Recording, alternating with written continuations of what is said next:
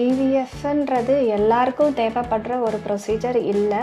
அதை எந்த டாக்டரும் எடுத்த உடனே பரிந்துரை பண்ண மாட்டோம். பட் சில இண்டிகேஷன்ஸ் ஆஃப் பேஷண்ட்ஸ் வந்து டைரெக்டாக ஐவிஎஃப் போகிற மாதிரி இருக்கும். ஆக்சுவலி குழந்தை எல்லாராலையும் பெற்றுக்க முடியும், அதில் வந்து டவுட்டே கிடையாது. சில பேருக்கு தள்ளி போகுது, பட் அந்த தள்ளி போகிறதுனால நமக்கு குழந்தையின்மையே இல்லை அப்படிங்கிறத நீங்கள் நினைக்கக்கூடாதுன்னு ஃபஸ்ட்டு நான் வர எல்லாருக்கும் சொல்லிடுவேன். இப்போ ஃபஸ்ட்டு ஒரு பிசிஓஎஸ் பேஷண்ட் ஆகட்டும், ஹைப்போதைராய்டு பேஷண்ட் ஆகட்டும், 2 பேருக்குமே வந்து ரிஸ்க் ஃபேக்டர் பார்த்திங்கன்னா உடல் பருமன் தான். ஸோ உடல் பருமன் இருக்கும் போது அவங்களோட உடல் எடையை குறைச்சிட்டு வாங்க அப்படின்னு அதுக்கு ஒரு டைம் கொடுத்து அதுக்கப்புறம் தான் ஐவிஎஃப் சிகிச்சையில் இறங்கிறதுக்கு பரிந்துரை பண்ணுறது. போஸ்ட்போன் வந்து பண்ணலாம். லெஸ் தென் 30 இயர்ஸ்க்குள்ளே இருக்கவங்க வந்து ஒரு 1 or 2 years வெயிட் பண்ணுறதுல தப்பே கிடையாது. பட் ஏஜ் 34, 35லாம் அடுத்து லேட் மேரேஜ் ஆகுது அப்படிங்கிறவங்க ஒரு 6 மாதத்துலேருந்து 1 வருஷத்துக்குள்ளே மருத்துவர் ஆலோசனை பெற்றுட்டு அதுக்கப்புறம் நம்ம கன்சீவ் ஆகிறத பற்றி டிலே பண்ண வேண்டான்றது என்னோட கருத்து. ஐவிஎஃப் சிகிச்சையும் போது இந்த ஒவேரியன் ஹைப்பர் ஸ்டிமுலேஷன் சிண்ட்ரோம் வராமல் பார்த்துக்கணும். சில டைம் டியூபில் அது எக்டாபிக் ப்ரெக்னன்சியாக போகும்போது அதுவும் என்னடா அது நம்ம ஒன்று நினச்சி போனோம், இப்போ அங்கே வந்திருக்கு, எக்டாபிக் வந்திருக்கு அப்படின்றது, அதை நம்ம எப்படி அவங்களோட எந்த பிரச்சனையும் இல்லாமல் அதை எப்படி சரி செய்யணும்னு பார்க்கணும். ஸோ இப்போது சில பெண்கள் வந்து கல்யாணம் ஆகாமே வந்து குழந்தை பெற்றுக்கலாமா அப்படின்னு நினைக்கிறது தாண்டி நான் என்ன சொல்ல விரும்புகிறேன்னா,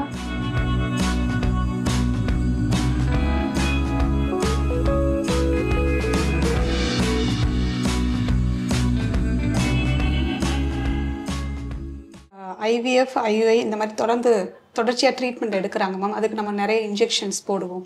ஸோ இதில் சைடு எஃபெக்ட்ஸ் எதுவும் இருக்குங்களா மேம்? அந்த மாதிரி பிரச்சனைகள் எதுவும் இது வரைக்கும் கம்ப்ளைண்ட்ஸ் வந்திருக்காங்களா மேம் பேஷண்ட்ஸ்? ஐயுஐயில் கொடுக்குற இன்ஜெக்ஷன்ஸில் பெருசாக சைடு எஃபெக்ட் எதுவும் இல்லை.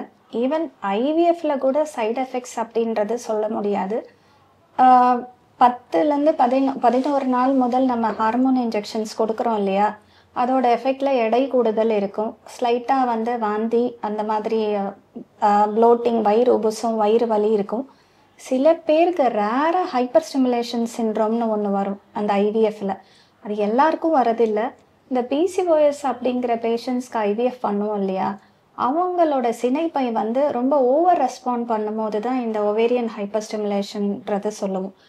ஒரு ஐவிஎஃப் டாக்டராக அந்த மேனேஜ் பண்ணுறது ஒரு சவாலாக இருக்கும்னு வச்சுக்கோங்களேன். பட் இந்த காலகட்டத்தில் அந்த ஹைப்பர் ஸ்டிமுலேஷன் சிண்ட்ரோம் வராதபடி தான் எல்லாருமே மருந்து சேஃபாக கொடுக்குறோம். ஸோ இது மட்டும்தான் ஐவிஎஃப்ல இருக்க ஒரு பிரச்சனை. மற்றபடி ஹார்மோன் இன்ஜெக்ஷன்ஸ்னால பெருசாக சைடு எஃபெக்ட்ஸ் எதுவும் இல்லை. மேம், இப்போது ஜென்ரலாகவே வந்து தைராய்டு ப்ராப்ளம், இப்போ நீங்கள் சொன்ன மாதிரி பிசிஓஎஸ், பிசிஓடி இந்த பிரச்சனைகள் இருக்கிறவங்களாம் வந்து இயற்கையாக கருத்தரிக்கிறது ரொம்ப சிரமமான விஷயம்னு சொல்லி எல்லாருமே சொல்லுவாங்க. ஸோ இப்போ இந்த மாதிரியான பேஷண்ட்ஸ் வந்து உங்ககிட்ட ஐவிஎஃப் சிகிச்சைக்காக வரும்பொழுது நீங்கள் அவங்கள எப்படி கையாளுறீங்க? அவங்களுக்கு எப்படி இந்த சிகிச்சை முறைகளை வந்து கொடுக்குறீங்க மேம்? இப்போ ஃபஸ்ட்டு ஒரு பிசிஓஎஸ் பேஷண்ட் ஆகட்டும், ஹைப்போதைராய்டு பேஷண்ட் ஆகட்டும், 2 பேருக்குமே வந்து ரிஸ்க் ஃபேக்டர் பார்த்திங்கன்னா உடல் பருமன் தான். ஸோ உடல் பருமன் இருக்கும் போது அவங்களோட உடல் எடையை குறைச்சிட்டு வாங்க அப்படின்னு அதுக்கு ஒரு டைம் கொடுத்து அதுக்கப்புறம் தான் ஐவிஎஃப் சிகிச்சையில் இறங்கிறதுக்கு பரிந்துரை பண்ணுறது. தைராய்டு பிரச்சனை இருந்துச்சுன்னா அவங்க எடுக்கிற மருந்தோட அளவில் தைராய்டு லெவல் கண்ட்ரோலாக இருக்கான்னு பார்த்துட்டு, அப்படி இல்லைன்னாக்கா அதுவும் டோஸ் அட்ஜஸ்ட்மெண்ட் பண்ணிவிட்டு அதுக்கான டைமை கொடுப்போம். அதாவது வந்த உடனேயே இவங்களுக்கு இவ்வளோ நாள் வெளியில் ட்ரீட்மெண்ட் பண்ணியிருக்காங்க, இந்த பிசிஓஎஸும் தைராய்டும் சேர்ந்து இருக்குது, இப்போ இது 2மே சேர்ந்து வருது எல்லாருக்கும், உடனே ஐவிஎஃப் பண்ணுறது இல்லை. அவங்களுக்கு ஒரு 3லேருந்து 4 மாதம் வரைக்கும் எடை குறைச்சிட்டு வாங்க, அதுக்கப்புறம் நம்ம ஐவிஎஃப் பண்ணாதான் நம்ம குவாலிட்டி நல்லாயிருக்கும். குவாலிட்டி ஆஃப் எக் நல்லா இருந்தால் தான் நமக்கு கருவோட தரம் நல்லா வந்து நமக்கு பாப்பா வரதுக்கான சான்ஸ் அதிகம். மேம், இப்போது திருமணமான உடனே கொஞ்சம் லைஃப்பில் செட்டில் ஆகணும், ஸோ இன்னும் கொஞ்ச நாள் கழித்து பார்த்துக்கலாங்கன்னா நிறைய பேர் வந்து இந்த குழந்தையை தள்ளி போடும்பொழுது தான் குழந்தையின்மை பிரச்சனை, அதனால அதுவும் ஒரு காரணமாக சொல்லப்படுது. ஸோ அந்த மாதிரியான தம்பதிகளுக்கு நீங்கள் ஒரு மருத்துவராக கொடுக்கக்கூடிய அட்வைஸ் என்னவாக இருக்கும்? ஆக்சுவலாக இந்த காலகட்டத்தில் பெண்கள் எல்லாரும் வேலைக்கு போகணுன்னு நினைக்கிறது ஒரு நல்ல பெரிய ஒரு முன்னேற்றம்னு நான் பார்க்குறேன். ஆனால் அதை குழந்தை தள்ளி போடுறதுன்றது ஒரு தனிப்பட்ட விருப்பமாக இருந்தால் கூட அந்த தள்ளி போடணும்னு நினைக்கிறப்போ அந்த டெசிஷன் மேக்கிங் வந்து எனக்கு தெரிஞ்ச ஏஜ் தான் இம்பார்ட்டன்ட் ஃபேக்டர். சப்போஸ் ஏஜ் வந்து அவங்களுக்கு 32 வயதுக்கு மேலே போகுது அப்படின்னாக்கா ஒரு மருத்துவர்கிட்ட போய் ஒரு ஆலோசனை பெற்றுக்கலாம். லைக் வந்து டாக்டர் எனக்கு வந்து என்னோட ஓவரியெல்லாம் கரெக்டாக இருக்கா, அன்ட்ரல் ஃபாலிக்கல் அந்த கவுண்ட் கரெக்டாக இருக்கா, அப்புறம் இந்த ஆன்டி மலேரியன் ஹார்மோன் டெஸ்ட் சொன்னோம் இல்லையா, அதெல்லாம் கரெக்டாக இருக்கா அப்படிங்கிறத பார்த்துட்டு வேறு ஏதாவது ரிஸ்க் ஃபேக்டர் எனக்கு வந்து கன்சீவ் ஆனா, இப்போ ஏஜ் எனக்கு 32 இயர்ஸ் மேலே ஆகுது, எனக்கு வந்து இந்த வேறு ஏதாவது மெடிக்கல் ப்ராப்ளம் வரதுக்கு வாய்ப்பு இருக்கா, அண்ட் என் ஃபேமிலியில் வந்து சில குறைபாடுகள் உள்ள குழந்தைகள் இருக்குது, எனக்கும் அந்த மாதிரி வருமா, ஸ்க்ரீனிங் ஆப்ஷன்ஸ் ஏதாவது இருக்கா அப்படிங்கிற ஒரு ஆலோசனை பெற்றுட்டு அதுக்கப்புறம் அவங்க கன்சீவ் ஆகலான்றது என்னோட கருத்து. போஸ்ட்போன் வந்து பண்ணலாம். லெஸ் தென் 30 இயர்ஸ்க்குள்ளே இருக்கவங்க வந்து ஒரு 1 or 2 இயர்ஸ் வெயிட் பண்ணுறதுல தப்பே கிடையாது.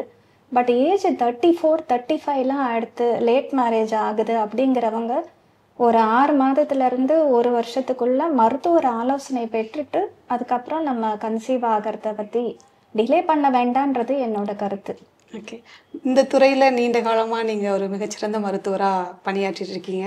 பெண்கள் தொடர்பான விஷயங்கள் மட்டும் இல்லாமல் இப்போ ஃபெர்டிலிட்டி சம்மந்தமாகவும் நீங்கள் நிறைய சிகிச்சை முறைகள் கொடுக்குறீங்க மேம். இதில் நீங்கள் சந்தித்த சவால்கள் அப்படின்னு ஏதாவது இருக்கா மேம்? சவால்கள் பார்த்தீங்கன்னா, ஐவிஎஃப் பொறுத்த மட்டும் வந்து கவுன்சிலிங் பார்ட்டு ரொம்ப இம்பார்ட்டண்ட்டு. அண்டு அவங்களோட இந்த ஃபினான்ஷியல் பயம் அதையும் நம்ம வந்து மெயின் அதுதான். அதுக்கப்புறம் இந்த சக்ஸஸ் ரேட்டு அதையும் நம்ம வந்து கரெக்டாக நம்ம கொடுப்போம் அப்படிங்கிறத ஒரு கட்டத்துலேயும் அவங்களோட நம்பிக்கையை நம்ம கொண்டு வரத்துக்கு பார்க்கணும். மற்றபடி இந்த ஐவிஎஃப் சிகிச்சையின் போது இந்த ஒவேரியன் ஹைப்பர் ஸ்டிமுலேஷன் சிண்ட்ரோம் வராமல் பார்த்துக்கணும். சில டைம் டியூப்பில் அது எக்டாபிக் ப்ரெக்னன்சியாக போகும்போது அதுவும் என்னடா அது நம்ம ஒன்று நினச்சி போனோம், இப்போ அங்கே வந்திருக்கு எக்டாபிக் வந்திருக்கு அப்படின்றது, அதை நம்ம எப்படி அவங்களோட எந்த பிரச்சனையும் இல்லாமல் அதை எப்படி சரி செய்யணும்னு பார்க்கணும். கன்சீவ் ஆகிட்டாங்க அப்படின்னா ட்வின்ஸாக வந்துட்டாங்கன்னா அந்த ட்வின்ஸை எப்படி பிரச்சனை இல்லாமல் நிறை மாதம் வரைக்கும் கொண்டு போய் டெலிவரி பண்ணணும் அப்படிங்கிறது ஒரு சவால். அதை தாண்டி இந்த இப்போ ஆண் எண்ணிக்கை விந்து எண்ணிக்கை வந்து 1 மில்லியன் கீழே இருக்கப்போ அவங்களுக்கு சக்ஸஸ் கொடுக்கறது ஒரு பெரிய சவால். சில பேருக்கு அந்த ஆண் விந்து கவுண்ட்டு 0 வரும், எசோஸ்போமியா சொல்லுவோம். அவங்களுக்கு வந்து ஐவிஎஃப் சிகிச்சை பண்ணி பாசிட்டிவ் கொடுக்கறது ஒரு பெரிய சவால். ரெக்கரண்ட்டாக ஐவிஎஃப் ஃபெயிலியர் ஆகும். நல்ல கரு உள்ளே போடுவோம், ஆனால் அவங்களுக்கு வந்து ஒட்டி பாசிட்டிவ் வராது. ரெக்கரண்ட் இம்ப்ளான்டேஷன் ஃபெயிலியர் சொல்லும், அவங்களுக்கு பாசிட்டிவ் கொடுக்கறது. இந்த மாதிரி சவால்கள் நிறையா நான் மேனேஜ் பண்ணி பாசிட்டிவ் கொடுத்துருக்கோம். Okay ma'am. இப்போ இன்றைய காலகட்டத்தில் வந்து நிறைய பெண்கள் வந்து சில திருமணமே பண்ணிக்காமல் இருப்பாங்க, பட் அவங்களுக்கு குழந்தை பெற்றுக்கணும்னு ஆசை இருக்குது. ஸோ அவங்க அந்த மாதிரி உள்ள பெண்கள் வந்து இப்போ ஐவிஎஃப் சிகிச்சைக்குள்ளே வர்றாங்களா? அந்த மாதிரி உங்களுக்கு வந்து கேசஸ் ஏதாவது இருக்கா? நீங்கள் ட்ரீட்மெண்ட் பண்ணியிருக்கீங்களா மேம்? ஸோ இப்போது சில பெண்கள் வந்து கல்யாணம் ஆகாமே வந்து குழந்தை பெற்றுக்கலாமா அப்படிங்க நினைக்கிறது தாண்டி நான் என்ன சொல்ல விரும்புகிறேன்னா, கெரியருக்காக செட்டில்மெண்ட் ஆகணும் அப்படிங்கிறதுக்காக சில பேர் வந்து லேட்டாக திருமணம் பண்ணிக்கணும் அப்படின்னு நினைப்பாங்க. அப்போ அவங்களோட வயது வந்து இப்போ 35 அந்த வயசுக்கு மேலே இருக்குது அப்படின்னா எக் ஃப்ரீசிங்னு ஒரு மெத்தட் இருக்குது. பட் அது எல்லாருக்கும் பரிந்துரை பண்ணுறது கிடையாது. லைக் சில பெண்களுக்கு வந்து கேன்சர் குறைபாடு இருக்குன்னு வச்சுக்கோங்களேன், அவங்க வந்து ட்ரீட்மெண்ட் பண்ணுறதுக்கு முன்னாடி அவங்களோட கருமுட்டையை ஐவிஎஃப் மூலயமா நம்ம ஹார்மோன் இன்ஜெக்ஷன் கொடுத்து ஐவிஎஃப் பண்ணி எக் ஃப்ரீஸ் பண்ணி வச்சுக்கலாம். ஸோ அவங்க இந்த ட்ரீட்மெண்ட்டு முடிஞ்ச பிறகு அதுக்கப்புறம் நம்ம அதை வச்சு குழந்தை உண்டாக்கிக்கிறதுக்கான வாய்ப்பு ஐவிஎஃபோட போன் அப்படிங்கிற மாதிரி நான் சொல்லலாம். ஓகே. ஸோ ஒரு ஐவிஎஃப் சிகிச்சை மருத்துவராக நீங்கள் இந்த சிகிச்சைக்குள்ளே வர்றவங்களுக்கு கொடுக்கக்கூடிய ஒரு முக்கியமான அட்வைஸ்னால் என்ன கொடுப்பீங்க மேம்? ஐவிஎஃப்ன்றது எல்லாருக்கும் தேவைப்படுற ஒரு ப்ரொசீஜர் இல்லை. அதை எந்த டாக்டரும் எடுத்த உடனே பரிந்துரை பண்ண மாட்டோம். பட் சில இண்டிகேஷன்ஸ் ஆஃப் பேஷண்ட்ஸ் வந்து டைரெக்டாக ஐவிஎஃப் போகிற மாதிரி இருக்கும். அந்த மாதிரி தம்பதியர் வந்து அவங்க நேரம் கடத்தாமல் ஐவிஎஃப் போகலாம். என்னென்னு பார்த்தீங்கன்னா, பைலாட்ரல் டியூபல் பிளாக் சொல்லுவோம். லைக் 2 ஃபெலோப்பியன் டியூப் இருக்குல்ல, 2 கருக்குழாயும் அடப்பு இருக்குன்னா அவங்க ஐவிஎஃப் போகிற மாதிரி தான் வரும். அண்டு ஆண்களோட விந்தணு கவுண்ட்டு ரொம்ப குறைவாக இருக்குது, 1 மில்லியனுக்கு கீழே இருக்கவங்க வந்து நம்ம டைம் வேஸ்ட் பண்ணாமல் ஐவிஎஃப் போகிறது டைரக்ட் இண்டிகேஷன். சிவியர் எண்டோமெட்ரியோசிஸ்ன்னு சொல்லுவோம், அவங்க ஐவிஎஃப் போகிற மாதிரி இருக்க மாதிரி இருக்கும். அண்டு அதை தாண்டி வந்து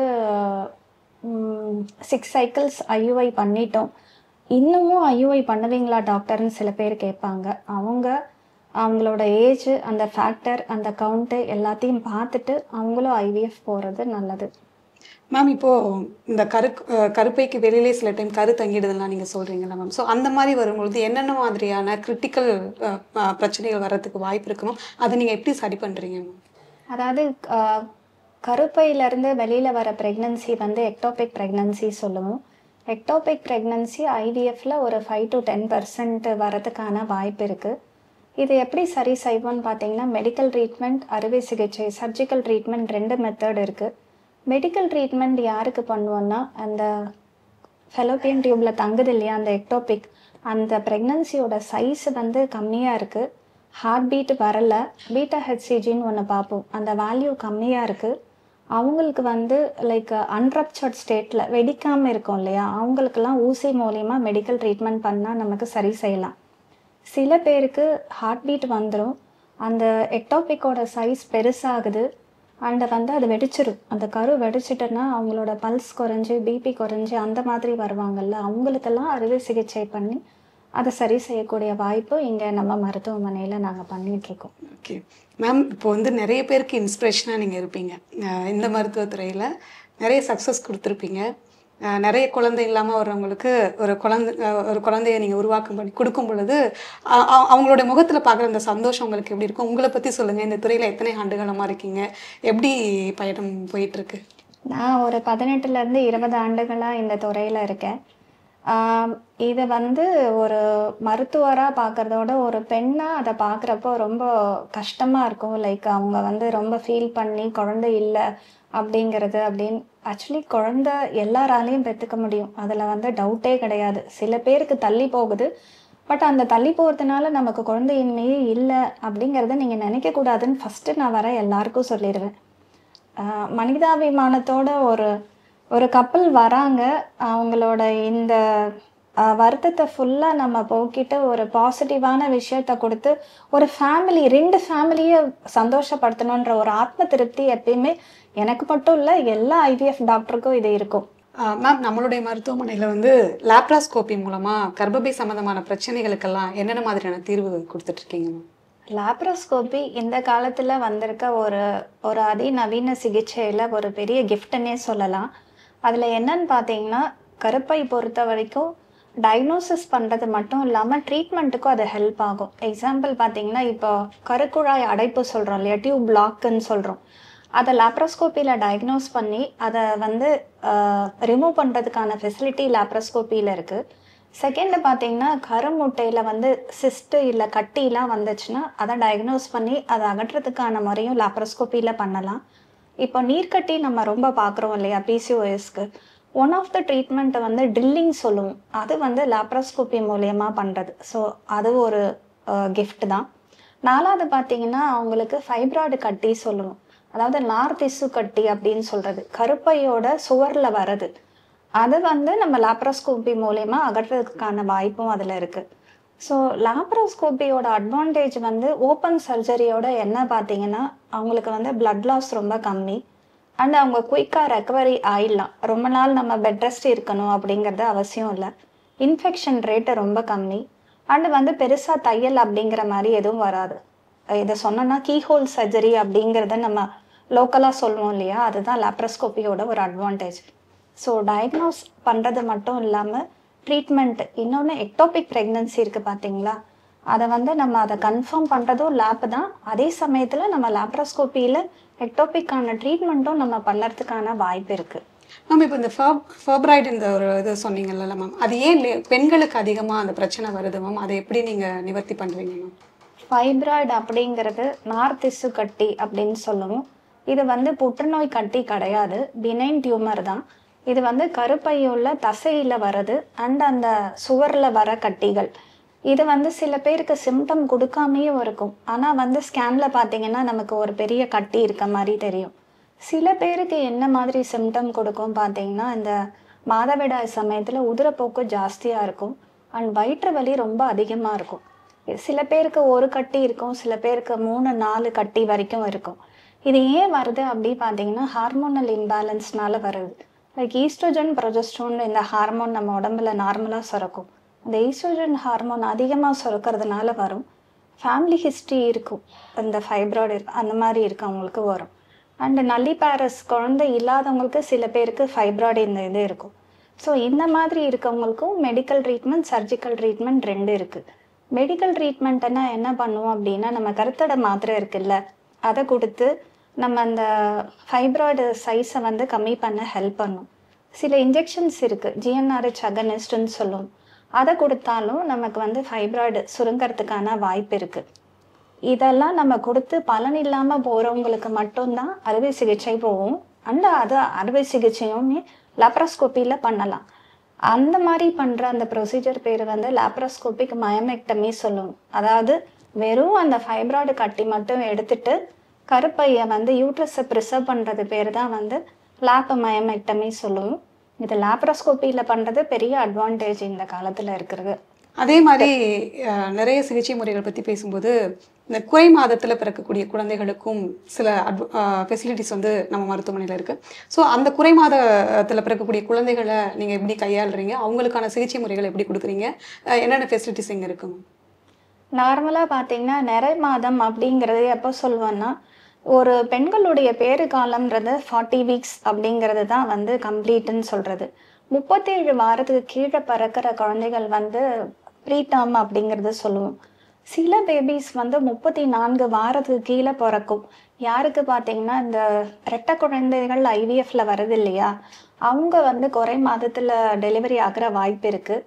அண்டு மருத்துவ ரீதியாக சில ப்ராப்ளம் வரும். இப்போ ஏஜ் அதிகமாக இருக்குது, 37 வயது ஆயிருக்கவங்களுக்கு வந்து இப்போ இந்த சுகர் பிபிலாம் வரப்போ வயது அதிகமாக இருக்க காரணத்தினால ப்ரீடாமாக டெலிவரி பண்ணுற சில சுச்சுவேஷன் போகும். அந்த மாதிரி குழந்தை பிறக்கிறப்ப அவங்க எடெல்லாம் பார்த்தீங்கன்னா 1 கிலோவுக்கு கம்மியாக இருக்கும், 1.5 கிலோ அந்த மாதிரிலாம் இருப்பாங்க. அந்த மாதிரி குழந்தைகளை பராமரிக்கிறோட சிகிச்சை பிரிவு தான் NICU, நியோனேட்டல் ICU கேர். அதாவது பச்சிளம் குழந்தை தீவிர சிகிச்சை பிரிவு அப்படி சொல்லுவோம். இதில் என்ன பண்ணுவோம் குழந்தைங்களுக்கு பார்த்தீங்கன்னா, அவங்களுக்கு எடைக்குறைவு காரணமாக ஆக்சிஜன் சப்போர்ட் தேவைப்படும். மூச்சு திணறல் அவங்களுக்கு இருக்கும். அந்த மூச்சு திணறலை சரி பண்ணுறதுக்காக ஆக்சிஜன் சப்போர்ட் தேவைப்படும். அண்ட் அவங்களுக்கு வந்து சுகர் லெவல் குறையும், ஜாண்டிஸ் மஞ்சக்காமால் அதிகமாக வரும். அதெல்லாம் ட்ரீட் பண்ணுறதுக்கு பேர் தான் NICU ஃபெசிலிட்டி தேவை. சில குழந்தைங்களுக்கு வந்து செயற்கை சுவாசமும் கொடுக்குற மாதிரி இருக்கும். எப்படி நம்ம அடல்ட் பேஷண்ட்டுக்கெல்லாம் ICU போனால் வெண்டிலேட்டர் போகிறோமோ, அதே மாதிரி குழந்தைங்க வந்து ரொம்ப இந்த 1 கிலோ கம்மியாக இருக்கவங்க, சில குழந்தைங்கெல்லாம் 32 வாரத்துக்கு கீழே பிறப்பாங்க, அவங்களுக்கெல்லாம் செயற்கை சுவாசம் கொடுக்கறது வெண்டிலேட்டர் கொடுப்போம். அந்த மாதிரி சப்போர்ட்டு கொடுத்து அந்த குழந்தைங்களோட எடையை சீராக பராமரித்து இன்ஃபெக்ஷன் ரேட்டை ட்ரீட் பண்ணிவிட்டு ஜாண்டிஸையும் ட்ரீட்மெண்ட் பண்ணி அவங்களுக்கு ஒரு 35 வாரம் வரைக்கும் நம்ம NICU வச்சுட்டு அதுக்கப்புறம் அம்மா கிட்ட கொடுத்தா தான் அவங்க கரெக்டாக அவங்களால ஃபீட் பண்ண முடியும், மற்ற பேபிஸ் மாதிரி அவங்க கொண்டு வரதுக்கு முடியும். அந்த ஃபெசிலிட்டி நம்மக்கிட்ட இருக்குது. Level 1, level 2, level 3 3 level of NICU care வந்து நம்ம மருத்துவமனையில் கொடுத்துட்ருக்கோம். அண்ட் இதை பண்ணுறதுக்கு வந்து எங்ககிட்ட டாக்டர் எழிலரசன் நியோனட்டாலஜிஸ்ட் இருக்காங்க. அவர் வந்து 600 கிராம்ஸ் பேபியும் சால்வேஜ் பண்ணி இப்போ அந்த குழந்தை மற்ற குழந்தை மாதிரி நல்லா போயிட்டுருக்கு. ஓகே, ஸோ அது ரொம்ப பெரிய சவாலாக இருக்கும்ல மேம் அந்த மாதிரி கேசஸ் ஹேண்டில் பண்ணும்போது? அவர் வந்து உங்களுடைய கணவர் தான். ஸோ எந்த அளவுக்கு இந்த துறையில் உங்களுக்கு சப்போர்ட்டிவாக இருக்காங்க? ஸோ அந்த மாதிரி கேசஸ் வந்து ஹேண்டில் பண்ணும்போது அதை பற்றி உங்களோட பகிர்ந்துக்கிட்ட ஏதாவது மறக்க முடியாத நினைவுகள்லாம் ஏதாவது இருக்குங்களா? இருக்குது. இதை ஒரு பேர் சொல்லக்கூடாது, பேஷண்ட் பேர். ஒரு 43 வயது அவங்க. 3 முறை அவங்களுக்கு IVF ஃபெயிலியர் ஆகிடுச்சு. 4வது முறை நம்மக்கிட்ட வரும்போது ட்வின்ஸ் வந்துச்சு. அந்த ட்வின்ஸ் வந்து எதிர்பாராத விதமாக 26 வாரத்திலேயே டெலிவரி ஆகிற ஒரு சூழ்நிலை வந்துருச்சு. ஒரு குழந்தையோட எடை பார்த்திங்கன்னா 540, இன்னொரு குழந்தை வந்து 610. அந்த 2 குழந்தையும் அவங்க டாக்டர் எழிலரசன் தான் NICUவில் வச்சு 35 வாரம் வரை அதை வளர வச்சு இன்றைக்கி அந்த குழந்தைகள் செகண்ட் பர்த்டே வந்துட்டாங்க. ஸோ எனக்கு ஹை ரிஸ்க் ப்ரெக்னன்சி வந்து நம்ம இந்த காலகட்டத்தில் ரொம்ப ஃபேஸ் பண்ணுற மாதிரி இருக்குது. ஸோ அந்த ஹை ரிஸ்க் ப்ரெக்னன்சி எடை குறைவு மட்டும் இல்லை, அதாவது நீங்கள் குறை மாதத்தில் டெலிவரி ஆகணுன்ட்டு கிடையாது, வளர்ச்சி கம்மியாக இருக்கும் போது IUGR பேபின்னு ஒன்று சொல்லுவோம். அந்த மாதிரி பறக்கிறப்ப கூட கணவர் பயங்கர சப்போர்ட்டிவாக இருக்கிறதுனால என்னால் ஹை ரிஸ்க் ஆப்செட்டிக்ஸும் என்னால் பண்ண முடியறதுக்கு அவர் ரொம்ப ஹெல்ப்ஃபுல்லாக இருக்கார். Okay, thank you ma'am. Thank you so much.